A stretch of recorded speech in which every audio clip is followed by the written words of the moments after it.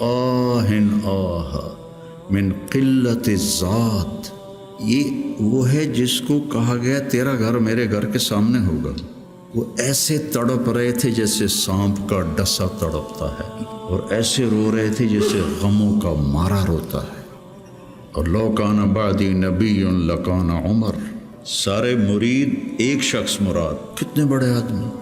تو موت کی آہٹ محسوس کی تو عبداللہ بن عمر نے گود میں سر رکھا ہوا تھا، کہنے لگے عبداللہ میرا سر زمین پہ ڈال دے۔ انہوں نے سر زمین پہ رکھ دیا تو اپنا چہرہ زمین ایسے رگڑنا شروع کیا، ایسے ویل لک یا عمر ان لم یغفر لک ربک، یہ کہنا شروع کیا، ویل لک یا عمر ان لم یغفر لک ربک، ویل لک یا عمر، ویل لک ولامک یا عمر ان لم یغفر لک ربک۔ یہ کہتے کہتے جان نکل گئی۔ تو حضرت عائشہ روئے جا رہی تھی اور ان کی بڑی چادر آنسوں سے بھیگ چکی تھی، ساری چادر۔ جب وہ آئے تو کہنے لگے اماں جان آپ کیوں رو رہی ہیں؟ آپ کے اور نبی کی ملاقات میں صرف اتنی دیر ہے کہ یہ جان نکلے اور آپ اللہ کے رسول کے پاس پہنچ جائیں۔ کہنے لگے عبداللہ مجھے دھوکہ نہ دے، کاش میری ماں نے مجھے جنا ہی نہ ہوتا۔ اپنی ذات کو نہ بھولو، اپنی ذات کو سامنے رکھو گے تو آپ ترقی کرو گے، اپنی ذات کو بھلا دو گے اور عیب پکڑتے پکڑتے، کمیاں پکڑتے پکڑتے آپ کو اپنا آپ بھول جائے گا۔ بسم اللہ الرحمن الرحیم، والصلاة والسلام علی رسولہ الکریم وعلی آلہ وصحبہ اجمعین، اما بعد۔ انبیاء کی محنت اور تحریکوں میں فرق ہے بہت واضح اور بڑا۔ تحریک میں اپنی ذات سے صرف نظر ہوتا ہے اور اوروں کو سامنے رکھ کر نظام بنتا ہے۔ انبیاء کی محنت میں اپنی ذات کی طرف ساری محنت ہوتی ہے اور اس کے ساتھ ساتھ اوروں پر محنت ہوتی ہے۔ امرت ان اکون اول من اسلم،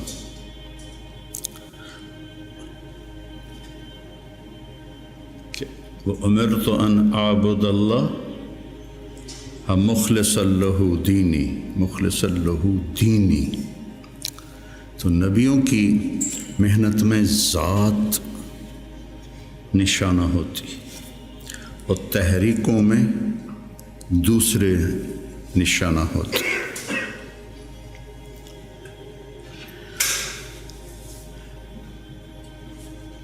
اس سے اپنی ذات بنتی ہے۔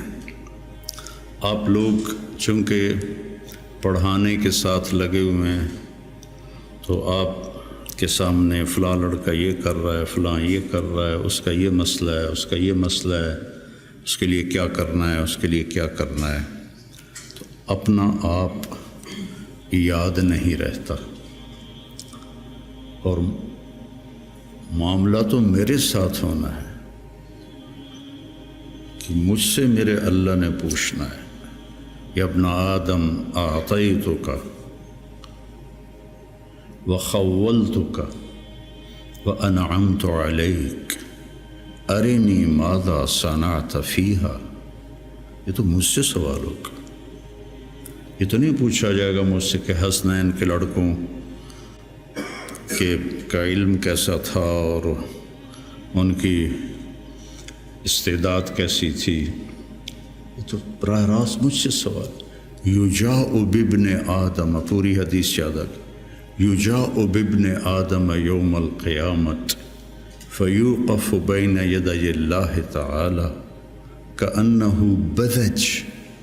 بذج کا مطلب جانتے ہیں؟ بکری کا بچہ جو نوزائید ہوتا ہے، پیدا ہوتے ہی وہ کھڑا ہوتا ہے تو اس کی ٹانگیں کانپتی ہیں ایسے ایسے، چونکہ ٹانگوں میں جان نہیں ہوتی، تو پھر وہ ایسے ایسے کانپتا ہے، پھر گر پڑتا ہے. یہ تو ہم نے گاؤں میں رہتے ہیں، ہم نے کئی دفعہ دیکھا. پھر کھڑا ہوتا ہے، پھر گر جاتا ہے. اس عمر کے بکری کے بچے کو بذج کہتے، فَكَأَنَّهُ بذج، ایسے ہو رہا ہوگا. تو لگائے گا یا ابن آدم آتیتک وخولتک وانعمت علیہ ارنی ماذا صنعت فیہا لا تزال قدم عبد حتی یسأل عن اربع ہے نا. یہ سب آپ کے متعلق یہ سارا فرمان ہے، اور میرے متعلق یہ سارا فرمان. تو میں اگر ناکام ہو گیا تو مجھے کیا فائدہ اس ادارے کا، اس شہرت کا، اس واہ واہ کا، مجھے کیا فائدہ ہو. اور میں اگر کامیاب ہو گیا تو میرا کیا نقصان ہے. ابو ذر رضی اللہ عنہ کو ایک آدمی نے گالیاں دی. کہنے لگے بیٹا ان امامی عقبۃ قعود، میرے سامنے ایک بڑی زبردست گھاٹی ہے. ان جزتها فلا ابالی بما تقول، اگر میں وہ گھاٹی پار کر گیا تو مجھے تیری گالیوں کی کوئی پرواہ نہیں. ان حویت فیہا فانا احق بما تقول، اور اگر میں اس میں گر گیا تو جو تو کہہ رہا ہے میں اس کا واقعی حقدار ہوں.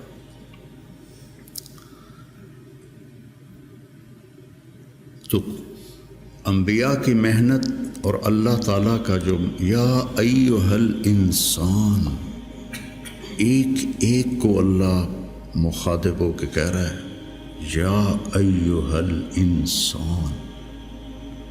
یا ایہا المسلم نہیں کہا، المومن نہیں کہا، یا ایہا الانسان.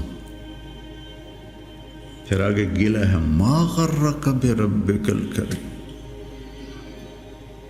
وہ میرا بندہ تو اپنے رب سے دو نمبری کر گیا. الذی خلقک فسواک فعدلک سبحان فی ای صورت ما شاء رکبک. یا ایہا الانسان یعنی یا طارق جمیل، ما غرک بربک الکریم،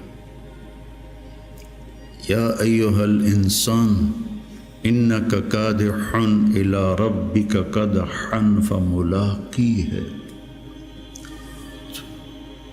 میں کتنا آگے جا رہا ہوں.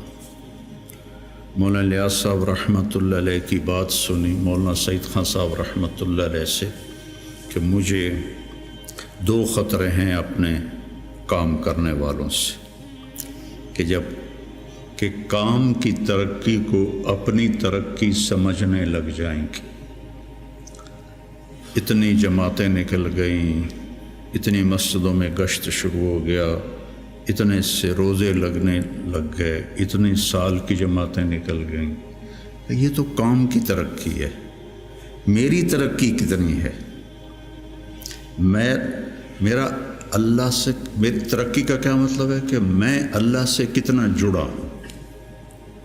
فَاعْلَمْ أَنَّهُ لَا إِلَهَ إِلَّا اللَّهُ، سب سے پہلا علم ہی لا الہ الا اللہ. اور فا کا لفظ آیا ہے، واو نہیں ہے، وعلم. فَاعْلَمْ، فا علی الفور کے لیے ہوتی ہے.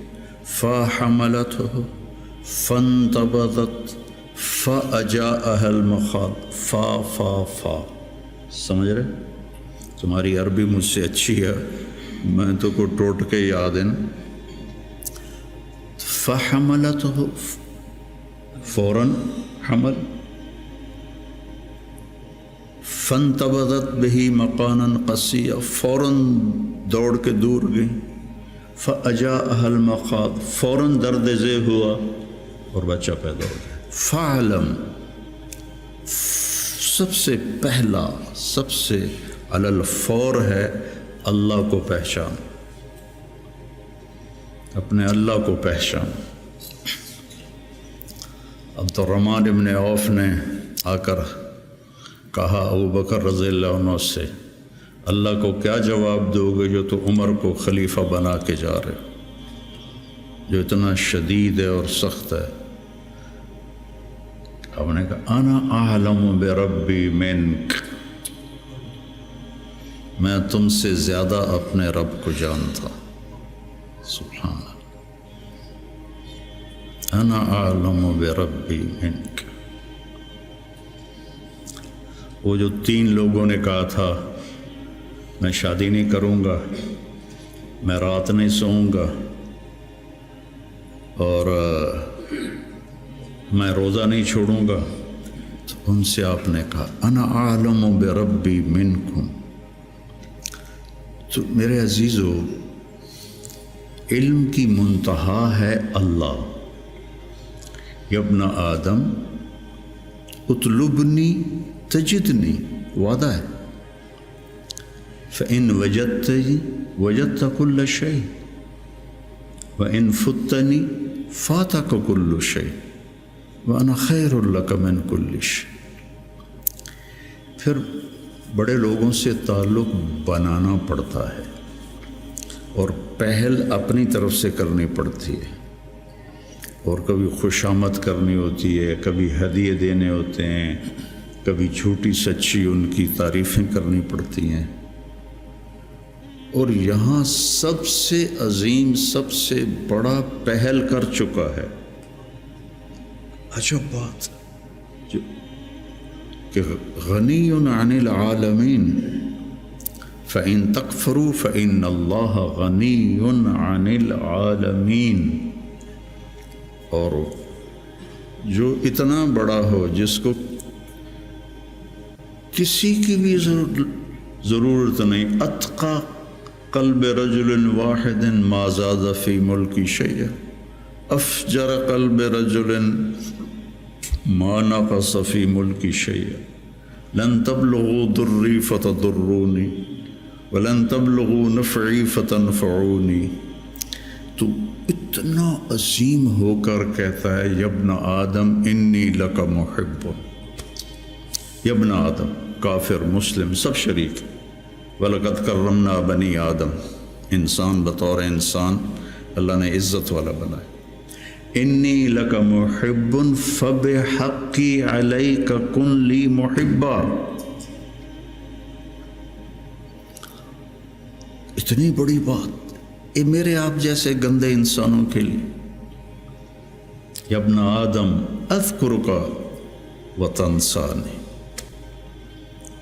کیا گلہ ہے، وَأَسْتَتِرُكَ وَلَا تَخْشَى،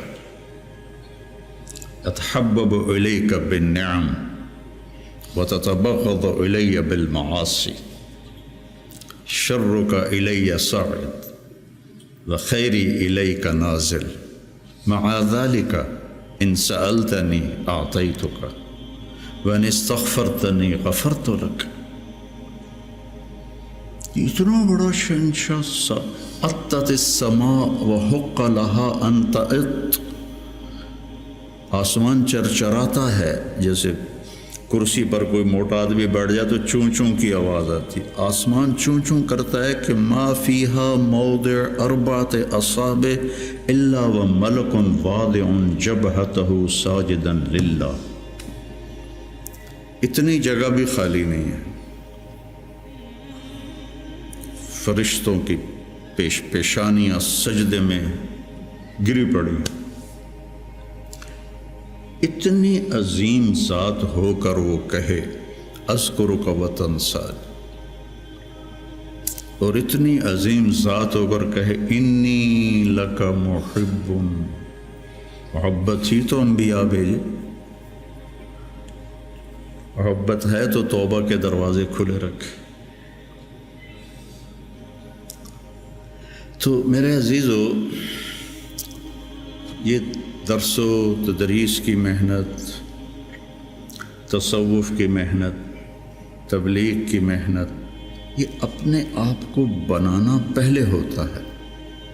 جب 3 چلے میں لگائے 1971 میں، تو ہم ہدایات میں پہلا بول ہوتا تھا، بھائی ہم اپنی اصلاح کے لیے نکلے، ہم سیکھنے کے لیے نکلے۔ یہ اور تاثر پیدا، لفظ تو جادو ہے، ان من البیان لسحرا، جادو الفاظ ہی ہوتے، کوئی وہ تیر تفنگ تو نہیں ہوتا، الفاظ ہوتے۔ تو الفاظ میں تاثیر ہے۔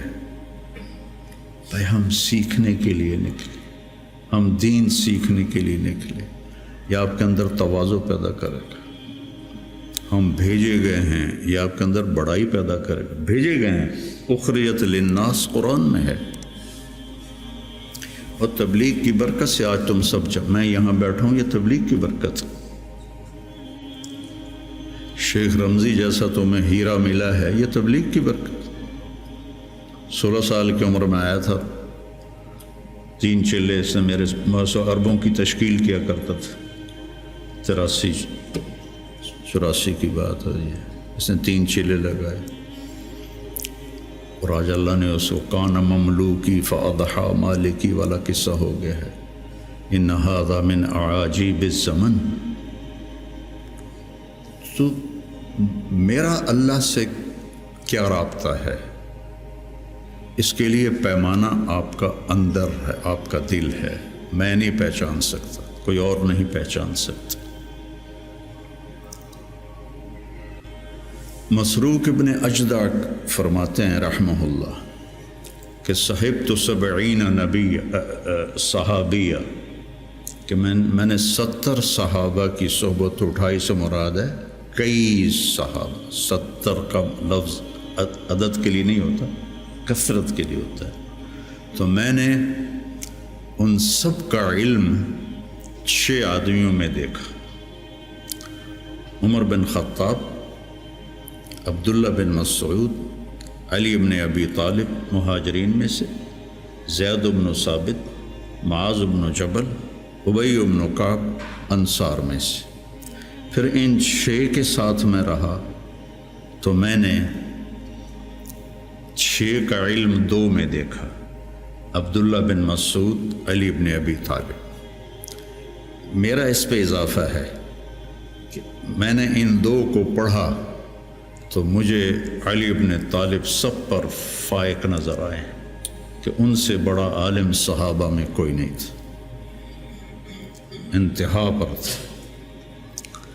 اور یوں ہاتھ پکڑا اللہ کے نبی نے، اور ایسے اب کبھی بڑے جذبے جوان تھے، نہ وہ عشق میں رہی گرمیاں، نہ وہ حسن میں رہی شوخیاں، نہ وہ غزنوی میں تڑپ رہی، نہ وہ خم ہے زلف ایاز میں۔ میرا تو اب یہ حال ہے، پڑھے بغیر نیند ہی نہیں آتی تھی۔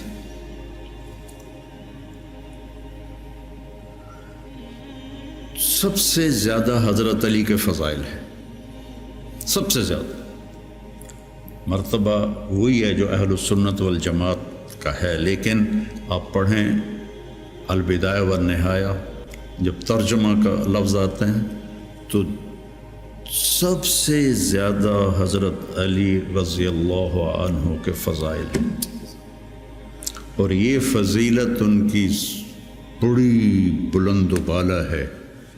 ایسے ہاتھ پکڑ کے یہاں لگایا، یا علی اطرضى ان یکون منزلک مقابل منزلی فی الجنہ۔ حضرت فاطمہ کی وجہ سے نا، کتنا بڑا مقام ہے۔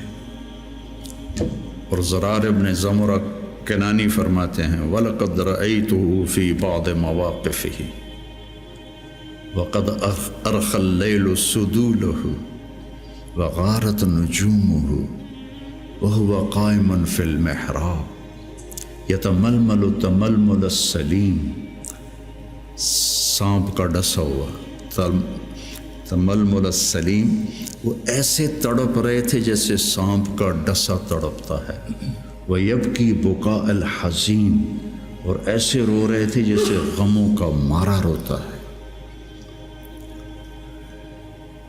یہ وہ ہے جس کو کہا گیا تیرا گھر میرے گھر کے سامنے ہوگا۔ وَيَقُولُ لِلدُّنْيَا إِلَيَّ تَغَرَّرْتِ، مجھے دھوکہ دینے آئی ہے۔ إِلَيَّ تَشَوَّقْتِ، میرے شوق میں آئی ہے۔ إِلَيَّ تَشَوَّفْتِ، مجھے جھانکیاں ڈالتی ہے۔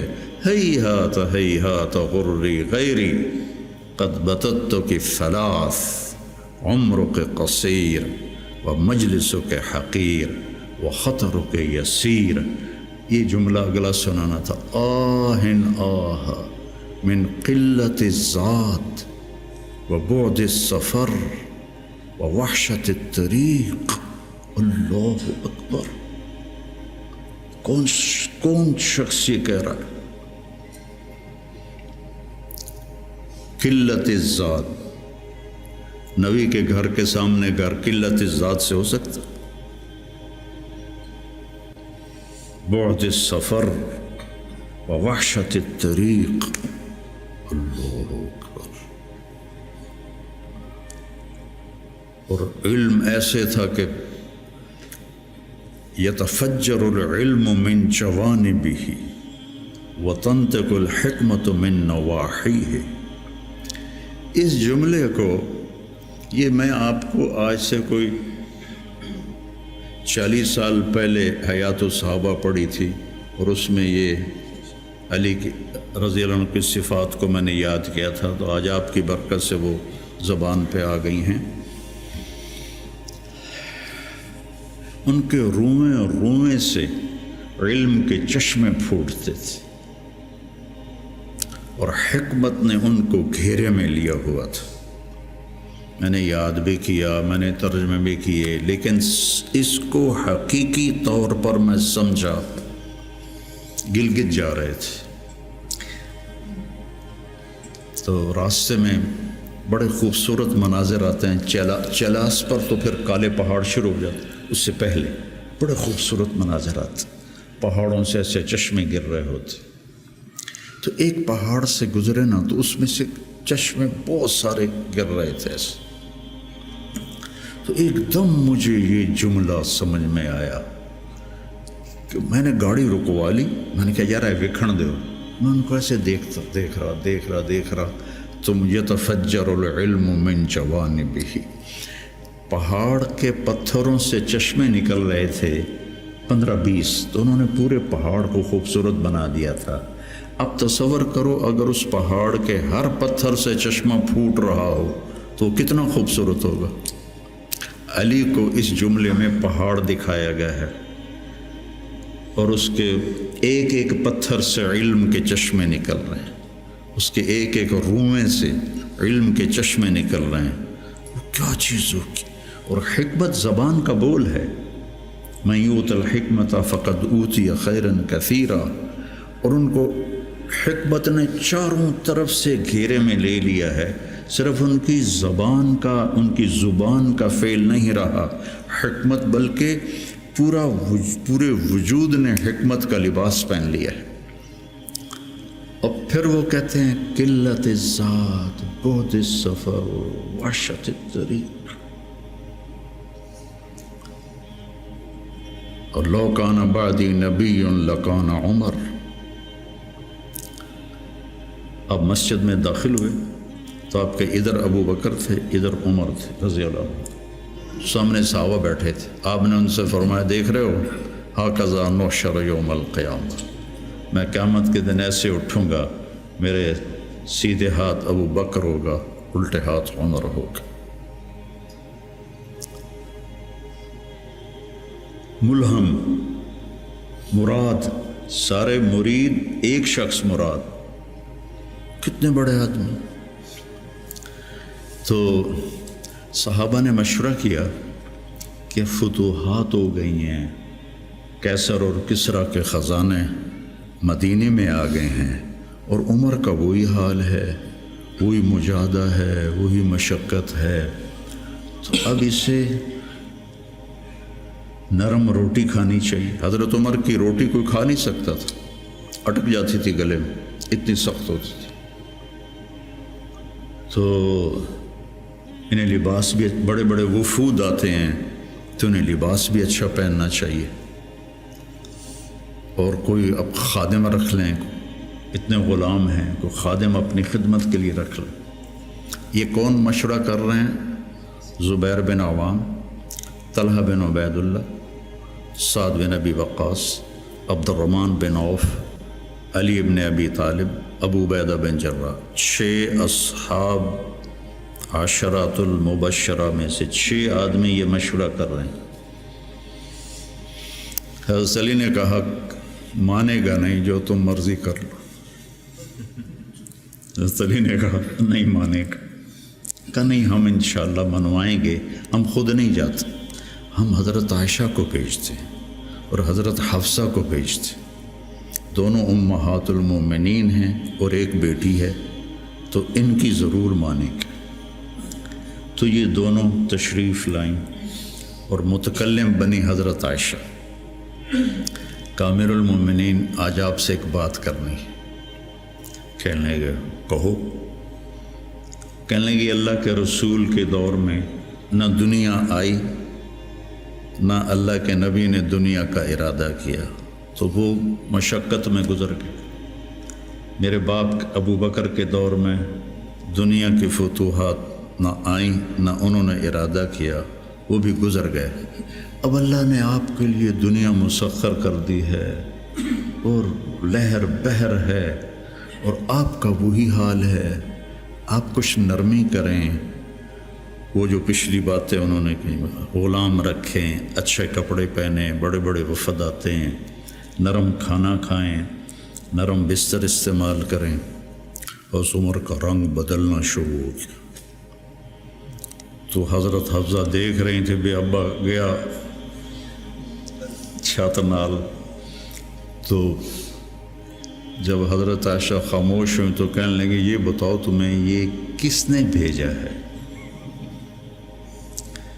تو کہنے لگی پہلے کوئی ہاں نہ کرو تو پھر ہم بتائیں گے. کہنے لگے اگر مجھے پتہ چل جائے نا کہ تمہیں کس نے بھیجا تو میں مار مار مار کے ان کے چہرے لہو لہان کر دوں.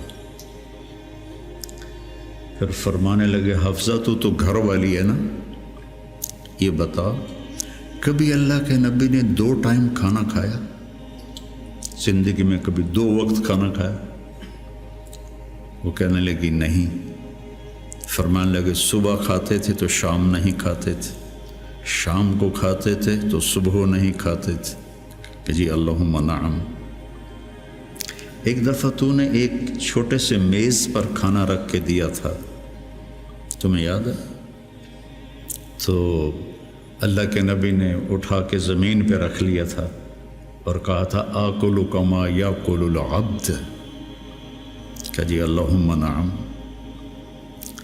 تمہیں یاد ہے اللہ کے نبی کا ایک ہی جوڑا ہوتا تھا اور اسے وہ خود دھوتے تھے، اور بعض اوقات وہ خشک نہیں ہوتا تھا اور بلال آ جاتے یا رسول اللہ الصلاۃ، تو آپ کہتے ابھی میرے کپڑے خشک نہیں ہوئے، یہاں تک کہ نماز تاخیر ہو جاتی تھی اور آپ وہ خشک ہو کر اس کو پہن کے جا کے نماز پڑھاتے تھے. اور یہ بھی تمہیں یاد ہو، وہ کہنے لگی اللہم نعم، کہ یہ بھی تمہیں یاد ہوگا کہ ایک دن وہ جوڑا بھی نہیں تھا تو آپ نے پڑوسن سے چادر مانگی تھی جس کو لپیٹ کر جا کے نماز پڑھائی تھی، یاد ہے؟ کہنے لگی اللہم نعم. کہا نبی کا بستر کیسا تھا تیرے گھر میں؟ کہا ایک ٹاٹ تھا، اس کو میں دوہرا کر کے بچھا دیتی تھی رات کو. تو حضرت عمر کہنے لگے ایک رات تو نے اس کی 4 تہیں لگا دی. تو صبح اللہ کے نبی نے کہا حفصہ میرا بستر تبدیل کر دیا ہے؟ کہ نہیں یا رسول اللہ وہی ہے، بس 2 کی 4 تہ لگا دی. کہا اس کو دوبارہ ویسے کر دے، مجھے رات کو اٹھنے میں مشکل پیش آئی اس کی نرمی کی وجہ سے، یاد ہے؟ کہنے لگی اللہم نعم. تو فرمایا اللہ کے نبی نے کبھی 2 سالن کٹھے کھائے؟ اللہ کے نبی نے کبھی 2 سالن کٹھے کھائے؟ کہنے لگی نہیں، کوئی نہیں کھائے۔ تو حضرت عمر رونے لگے، فرمایا کہ جنہوں نے تمہیں بھیجا ہے نا، انہیں جا کر کہو کہ 3 دوست تھے سفر میں، تو ایک آگے بڑھ گیا اور منزل پر پہنچ گیا، اللہ کے نبی، پھر دوسرا چلا اور وہ منزل پر پہنچ گیا، ابو بکر، اب تیسرا راستے میں ہے، ان کے راستے پر رہے گا تو پہنچے گا ورنہ بھٹک جائے گا۔ والذی نفسی بیدہ، اس رب کی قسم جس کے قبضے میں میری جان ہے، میں اپنے آپ کو اسی حال پہ رکھوں گا حتی تلحق روحی باللہ، یہاں تک کہ میں اپنے رب کے ساتھ جا کے مل جاؤں۔ جن کو اپنی ذات کی طرف نبی کی محنت متوجہ کرتی، تحریکیں اوروں کی طرف متوجہ کرتی، اور انبیاء کی محنت، یا قوم اعبدوا اللہ ما لکم من الہ غیر، یا قوم انی لکم نذیر مبین ان اعبدوا اللہ واتقوہ واطیعون انی لکم نذیر مبین انی لکم ناصح امین۔ اور جب خنجر لگ گیا اور پتہ چل گیا کہ بچنا ممکن نہیں ہے، تو اپنے بیٹے کو بلایا، عبداللہ بن عمر، فرمانے لگے جاؤ عائشہ کے پاس اور ان سے کہو کہ عمر اپنے ساتھیوں کے ساتھ دفن کی اجازت چاہتا ہے، اور امیر المومنین نہ کہنا، عمر کہنا، چونکہ اب میں امیر المومنین نہیں ہوں۔ اگر وہ اجازت دیں دیں تو مجھے وہاں دفن کر دینا، ورنہ مجھے عام قبرستان میں لے جا۔ عبداللہ بن عمر رضی اللہ تعالیٰ عنہ تشریف لے گئے، تو عائشہ رضی اللہ عنہ بیٹھی رو رہی تھی، تو انہوں نے عرض کی، اماں جان، میرا باپ عمر بن خطاب اپنے ساتھیوں کا قرب چاہتا ہے۔ تو حضرت عائشہ رضی اللہ عنہ نے روتے ہوئے کہا، یہ جگہ تو میں نے اپنے لیے رکھی تھی، لیکن اگر عمر طلبگار ہے تو مرحبا بعمر۔ واپس آئے، کہا ابا جان ابشر قد اذنت، اجازت ہو گئی۔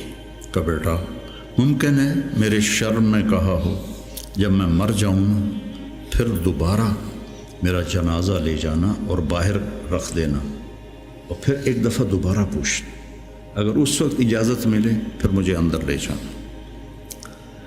اس میں حضرت علی آئے تو بڑے گھبرائے ہوئے تھے، تو حضرت علی نے پوچھا اتخاف من الموت؟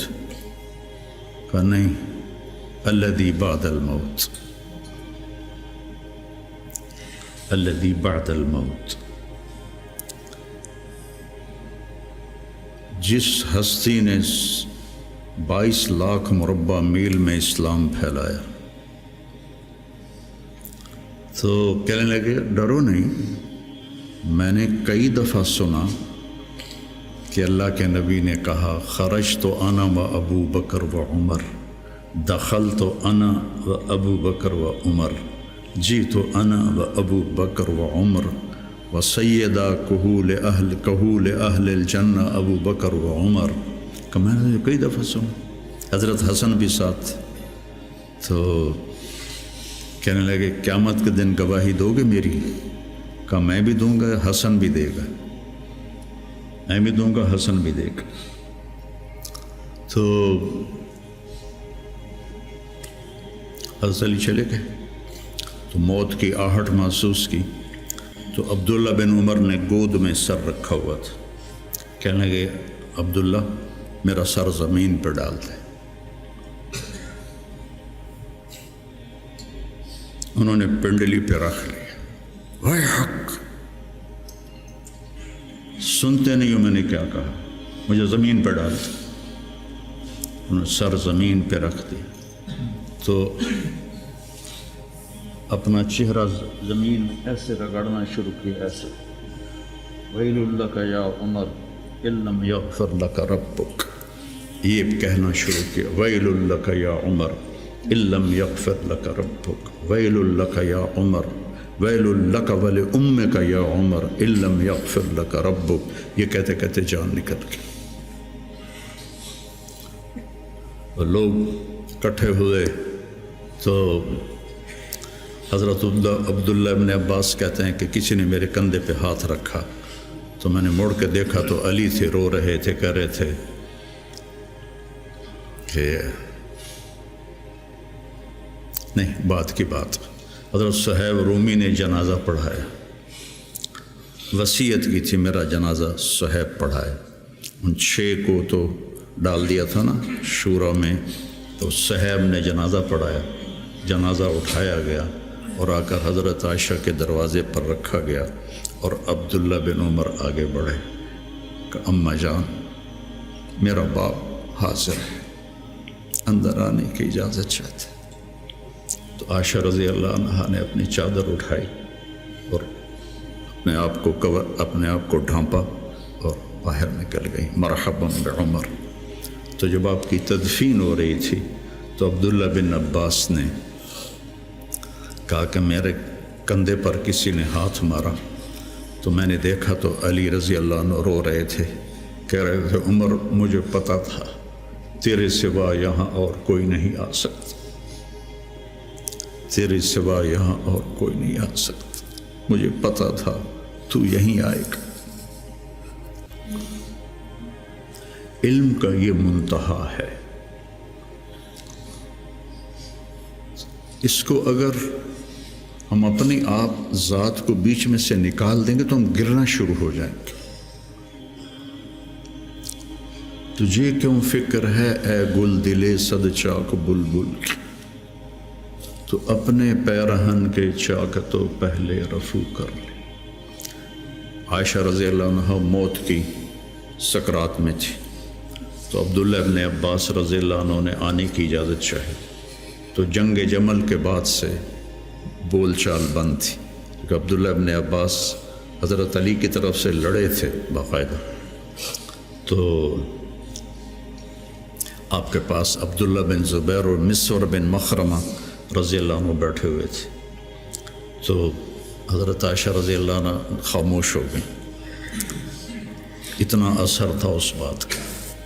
تو ان کا حبر الامہ ہے اور ابن عم الرسول ہیں، اجازت دے دیں۔ تو حضرت عائشہ روئے جا رہی تھی اور ان کی بڑی چادر آنسوں سے بھیگ چکی تھی، ساری چادر۔ جب وہ آئے تو کہنے لگے اماں جان آپ کیوں رو رہی ہیں؟ آپ کے اور نبی کی ملاقات میں صرف اتنی دیر ہے کہ یہ جان نکلے اور آپ اللہ کے رسول کے پاس پہنچ جائیں۔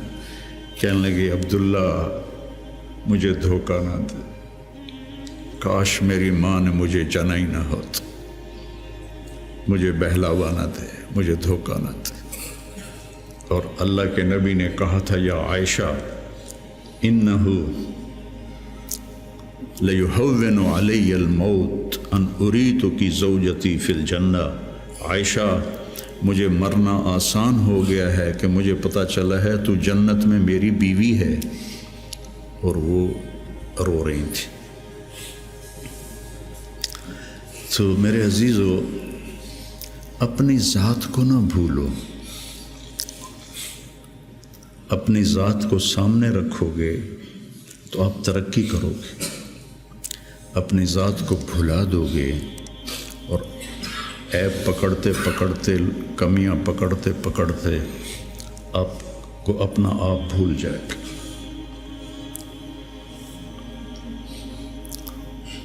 حضرت عمرو بن عاص رضی اللہ تعالیٰ عنہ موت کی کشمکش میں تھے، تو دیوار کی طرف منہ کر کے دھاڑو دھاڑ رو رہے تھے، تو ان کے بیٹے نے کہا اما بشرک رسول اللہ بکذا، اما بشرک رسول اللہ بکذا، اللہ کے رسول نے آپ کو یہ بشارت دی، یہ بشارت دی۔ تو آنسو خشک کیے اور لوگوں کی طرف متوجہ ہوئے کہ انی قد کنت علی اطباق ثلاث، میرے اوپر 3 دور گزرے ہیں۔ ایک تھا جب میں کافر تھا، اور اگر میں اس وقت مر جاتا تو سیدھا جہنم میں جاتا۔ پھر اللہ نے مجھے ہدایت دی، میں ایمان لایا، اور میں نے ساری زندگی اللہ کے نبی کو آنکھ بھر کے نہیں دیکھا حیا کی وجہ سے۔ اگر مجھ سے پوچھو کہ اللہ کے نبی کا حلیہ کیا ہے تو میں نہیں بتا سکتا کہ میں نے کبھی آنکھ اٹھا کے آپ کو دیکھا ہی نہیں تھا۔ اگر اس وقت میں مر جاتا تو میں جنت میں جاتا۔ اس کے بعد ہم پر دنیا کھل گئی اور ہم نے کیا جو کیا، اب پتہ نہیں آگے میرے ساتھ کیا ہونے والا ہے۔ پھر ایسے ہاتھ اٹھائے، اللہم لا بری فاعتذر ولا قوی فانتصر ولا مستنکر بل مستغفر۔ یہ دعا میں روز مانگتا ہوں۔ اللہم لا بری فاعتذر ولا قوی فانتصر ولا مستنکر بل مستغفر، لا الہ الا اللہ، لا الہ الا اللہ، لا الہ الا اللہ کہتے کہتے روح پرواز کر کے۔ تو میرے عزیزو، آپ ہم سب بڑے خوش قسمت ہیں، ہم ایک بہت عالی محنت میں لگے۔ اللہ نے ہم پر کرم کیا ہے، اللہ نے ہم پہ احسان کیا ہے۔ اس میں ترقی کی تو کوئی انتہائی کوئی نہیں۔ اللہ کو پا لینے کی جستجو نہ ختم ہونے والا سفر ہے۔ چونکہ اللہ کی حد، میں گاؤں سے چلا فیصل آباد 1.5 گھنٹے میں پہنچ گیا، منزل آ گئی، لیکن اللہ کی کوئی حد نہیں۔ جتنا اس کو پاؤ گے اتنا کھویا ہوا محسوس کرو گے، انتہائی کوئی نہیں۔ یہ وہ سفر ہے جس کی کوئی حد نہیں ہے۔ عبث ہے جستجو بحر محبت کے کنارہ کی، بس اس میں ڈوب ہی جانا ہے اے دل پار ہو جانا۔ تو میری گزارش ہے، اپنے ذات، اپنے آپ اخلاق پہ نظر رکھو، اپنے اعمال پہ نظر رکھو، عبادت کا ذوق پیدا کرو، قرآن کا ذوق پیدا کرو۔ میں کتنی تکلیف میں ہوں، اب تو میں بیکار گھر پہ بیٹھا ہوں، لیکن جب میں ایسے پہیے کی طرح گھوم رہا تھا تو میں 50 60 100 نفل روزانہ پڑھتا تھا، کہ میری اب بھی پڑھتا ہوں۔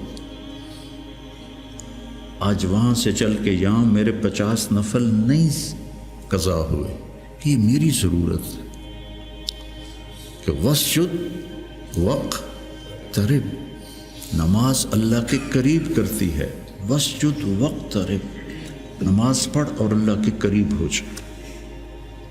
زبان پہ نظر ہو، آنکھوں پہ نظر ہو، کانوں پہ نظر ہو، اور اس میں سارے دین کے کام خیر کے ہیں۔ لیکن میرے عزیزو، ہم اخریت للناس ہیں۔ ساری کمیوں کے باوجود تبلیغ کی ابھی بھی بننے کے لیے بہترین راستہ ہے۔ چھٹیوں میں آپ اپنا چلہ قضا نہ کیا کر، مجھے تکلیف ہوتی، کیونکہ میرا جگر دل چیر کے دیکھو تو تبلیغ کے سوا کچھ نہیں۔ میں عملی طور پر نہیں جا سکتا، لیکن یہاں اس مبارک محنت کے سوا اور کچھ نہیں۔ میں آپ سے بھی یہ چاہتا ہوں، آپ کی کیفیات بچوں کی طرف منتقل ہوں گی۔ جب آپ کے اندر سے تبلیغ کی عظمت نکلے گی تو آگے کیسے منتقل ہوگی؟ کتنے مشائخ آئے، اس طرح عالم میں تبدیلی کوئی نہیں لا سکا۔ کتنے خیر کے کام ہوئے، اس طرح عالم میں تبدیلی کوئی نہیں لا سکا۔ بنو امیہ کے حکام ظالم تھے، لیکن دعوت کی وجہ سے دین تو پھیلتا رہا۔ ولید بن عبد الملک کان جباراً، جو اس کے بارے میں لکھا ہے ابن کثیر نے، کان جباراً، معمولی باتوں پہ گردنیں اڑا دیتا تھا، سب سے زیادہ اسلام اس کی زندگی میں پھیلا، اور یزید بن معاویہ رضی اللہ تعالیٰ اس کے زمانے میں شمالی افریقہ فتح ہوا ہے۔ عقبہ ابن نافع رضی اللہ تعالیٰ عنہ نے الجزائر کو فتح کیا اور مراکش کو فتح کیا۔ تونس حضرت عثمان کے زمانے میں فتح ہو گیا تھا۔ عبداللہ بن ابی سرح رضی اللہ تعالیٰ عنہ نے تونس کو فتح کیا تھا۔ تو ادھر یزید بیٹھا ہوا ہے، لیکن دعوت میں نکلنے والے تو مخلص تھے۔ تو میں تھا مسجد میں، تو میرے پاس 2 جماعتیں آئیں پٹھانوں کی، پیدل چل رہی سال کی، کہ جی 6 تاریخ کو ہمارا جوڑ ہے، آپ تشریف لائیں۔ میں کہ یار میں تو فیصل آباد جا رہا ہوں، اگلے جوڑ میں آ جاؤں گا۔ کوئی تحریک، کوئی پیر، کوئی بزرگ اپنے مریدوں کو یہاں تک نہیں لا سکا کہ سال کے لیے پیدل چلے جائیں۔ تو آپ میری اولاد ہو، میرا سرمایہ ہو، میں ان عمر کے آخری حصے میں ہوں، آپ لوگ ابتدائی حصے میں ہیں، تو اس مبارک محنت کو اپنی ترجیحات میں رکھو، ترجیحات میں رکھو۔ میں نے کبھی چلہ نہیں قضا کیا تھا، ایک آدھ چلہ میرا بیماری کی وجہ سے قضا ہوا، اور اب 4-5 چلے سر درد اور کچھ اور عوارض لاحق ہو گئے، ورنہ میں جو بھی ہوتا تھا میں چلہ نہیں چھوڑتا تھا کہ میری ضرورت مجھے کرنا ہے، عام انسانوں کی طرح زندگی گزارو اور اپنے اللہ کو اپنے سامنے رکھ کے چلو، تو انشاءاللہ اللہ آپ کو ترقی دے گا، اللہ آپ کو بلندیاں دے گا۔ ہماری تو شام ہونے والی ہے، آپ لوگوں کی صغیر ہے، ہمارے لیے صدقہ جاریہ بنو، ہماری قبروں کی ٹھنڈک کا ذریعہ بنو۔ اور میں مدارس ایک خاص مقصد کے تحت میں نے مدارس بنائے، نہ کوئی کمی ہے مدارس کی، علماء کی کوئی کمی ہے؟ ایک اخلاق والی نسل تیار، ایک قرآن سے شغف والی نسل تیار، عربیت ان کا خاصہ ہو، قرآن ہو، سیرت ہو، عربیت ہو، اور اچھے اخلاق ہو، اور تبلیغ کا جذبہ، دنیا میں پھرنے کا جذبہ۔ تو اللہ تعالیٰ ان کو دیکھو، آج میں نے جب شروع کیا تھا تو اتنی تنقید سنی، گالیاں تک، اور اب رائمنڈ میں اعلان ہوتا ہے حسنین کے علماء کی طرح۔ یہ میرے لیے شرف ہے، حسنین کے علماء کی طرح، کتنی بڑی میرے لیے یہ اعلیٰ درجے کی بات آپ سب کے لیے۔ تو اس لیے بچوں اپنے آپ کو دیکھتے ہوئے چلو، چھٹیوں کا چلہ قضا نہ کرو۔ مولانا احسان صاحب ایک دفعہ چھٹیوں میں چلے گئے ساؤتھ افریقہ، وہاں شیخ اب مولانا زکریا صاحب وہاں گئے ہوئے تھے، تو انہوں نے چھٹیاں ان کے پاس گزاری، واپس آ کے چلہ لگایا، واپس آ کے چلہ لگایا۔ میں رائمنڈ میں اس وقت پڑھتا تھا، انہوں نے اس کو کافی نہیں سمجھا۔ تو اپنے بننے کے اسباب میں سستی نہ کرو،